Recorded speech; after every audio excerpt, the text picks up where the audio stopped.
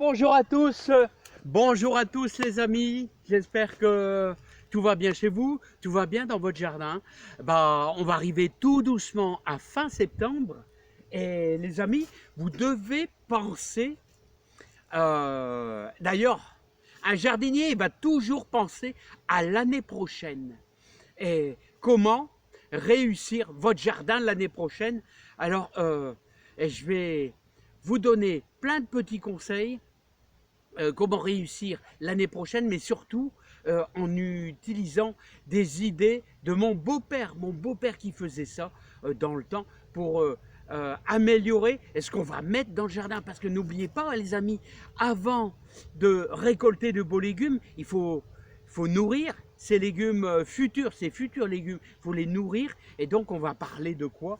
On va parler du compostage, mais on va parler du compostage, comment l'activer, comment l'améliorer, comment, on va pas dire fertiliser, mais c'est un petit peu ça quand même, fertiliser son compost, améliorer son compost avec tout ce qu'on peut mettre dedans. Hein. Parce que c'est pas tout ça, regardez, haricots verts, encore en fleurs, carottes, voilà, navets. Bon, la réussite est là cette année, mais si vous vous laissez aller, si vous ne mettez rien dans votre jardin, vous aurez l'année prochaine de moins en moins de rendement. C'est le rendement qui va baisser parce que les légumes futurs ont besoin des légumes du passé qui sont pourris, ainsi que le fumier, ainsi que bien sûr de la chaux.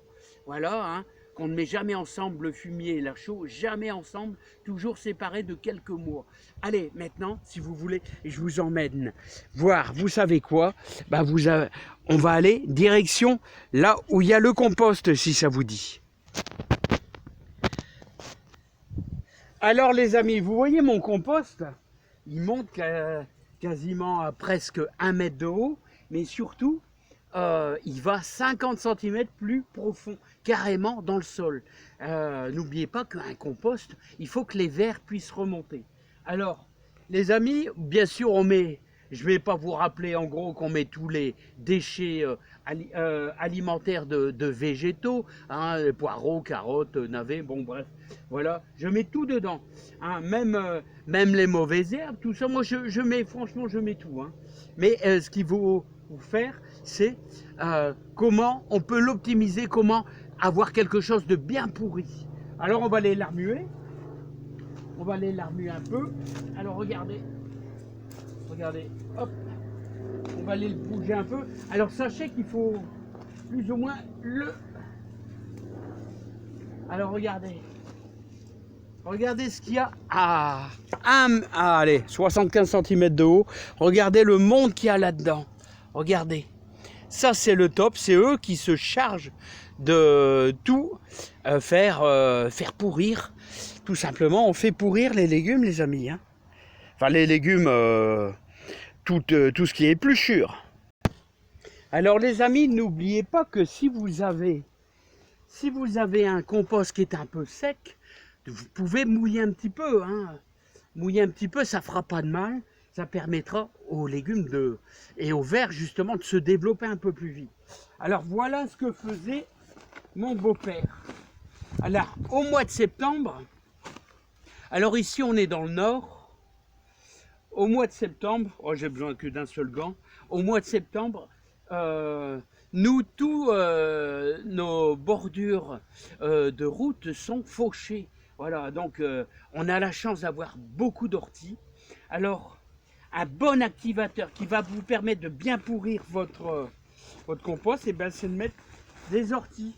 Hein. Alors moi je fais ça. Alors là j'ai pas tout retiré parce que je vous dis pas chaque fois. Puis je vais faire des petites, on va faire ça un petit peu en lasagne, c'est-à-dire voilà, je vais mettre un peu d'ortie, tout simplement, et puis on va aller rajouter un peu de compost dessus. Voilà. Ah, il est costaud. Hein. Il est costaud. Voilà. Je vais encore en rajouter un peu. Voilà. Alors j'ai fait 2 sacs, vous voyez. Alors tout ça, vous voyez, ça va apporter du plus dans votre jardin. Voilà, parce que ça va améliorer tout ce qui est un peu pourri, comme ça. Et croyez-moi, les vers vont s'en charger, d'aller détruire. Mais surtout, ce qu'il faut faire, c'est éviter de mettre des orties avec des racines. Voilà. Hop. Bon, j'ai un deuxième sac, les amis. Mais je voulais vous faire voir aussi.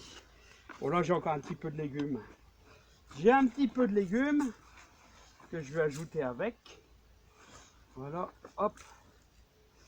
Est-ce que je voulais vous faire voir un bon activateur qui est top aussi? Alors, tout au long de l'année, moi, les amis, je récupère, bien sûr, le marc de café. Et donc ça, vous pouvez l'ajouter. C'est un super bon activateur de compost aussi.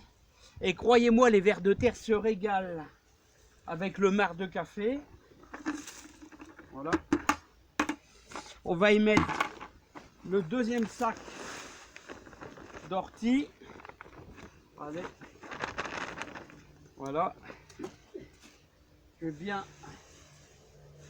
l'étaler. Et on va mettre le reste. Voilà.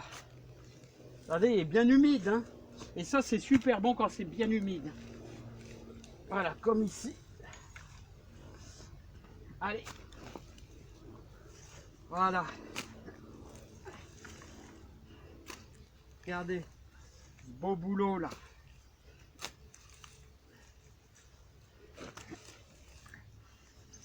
Bon, je finirai après. Alors les amis, ce qui est important, vous voyez, hein, c'est que tous ces gestes-là, ces gestes des anciens, c'est des gestes super importants. Parce que c'est le b.a.-ba du jardinage. C'est-à-dire que au mois de décembre, fin novembre, début décembre, vous étalez toute votre compost sur votre jardin. Vous pouvez plus ou moins travailler votre terre, c'est encore mieux. Comme ça, ça va pourrir lentement dans votre jardin. Ça va apporter de la fertilisation, ça va apporter aussi de l'humus dans votre jardin. Vous allez avoir de beaux légumes grâce à ça. Et ensuite, la petite cerise sur le gâteau, eh bien, c'est un peu de fumier, ouais, un peu de fumier, comme je dis, voilà, un peu de fumier de cheval. Alors là, c'est la cerise sur le gâteau pour avoir de la réussite, je vous le garantis. Voilà, c'est super bien, mais n'oubliez pas que ceux qui mettent du fumier tous les ans, c'est bien aussi de mettre un petit peu de chaud au mois de mars, un peu de chaud, parce que n'oubliez pas qu'à force de mettre du fumier, on modifie le pH de votre sol et il y a des légumes qui n'apprécient pas trop. Hein, si on met trop de fumier, il y a les courgettes, les courges, tout ça vont apprécier. Mais il y a certains légumes qui n'apprécient pas trop l'excès de fumier. Ça, hein, par exemple, les haricots verts, tout ça. Hein, si vous avez un pH avec une terre fort acide, les haricots verts, ils aiment bien une terre un peu calcaire. Hein. Ah ouais, un peu calcaire. C'est pour ça, quand on met sans arrêt, chaque année, du fumier, moi ça fait 2 ans que j'en mets, et je vais en remettre un petit peu cet hiver, mais au mois de mars, il faudra ajouter de la chaux. Ah ouais, chaux magnésienne. Alors on me pose la question, mais où est-ce qu'on trouve la chaux? Où est-ce qu'on trouve la chaux? Eh bien, vous tapez sur internet, vous avez plein de magasins, chaux magnésienne sur Google, vous allez trouver des sacs de chaux magnésienne. Attention, hein, jamais avec un mélangé avec le fumier, hein, surtout. Hein. Espacé de quelques mois. Bon les amis, je vous dis à bientôt. Voilà, et petit rappel sur le compost, toujours super utile pour le jardin. Et puis moi je vais finir de remonter ça un petit peu en hauteur les amis. Et bon courage.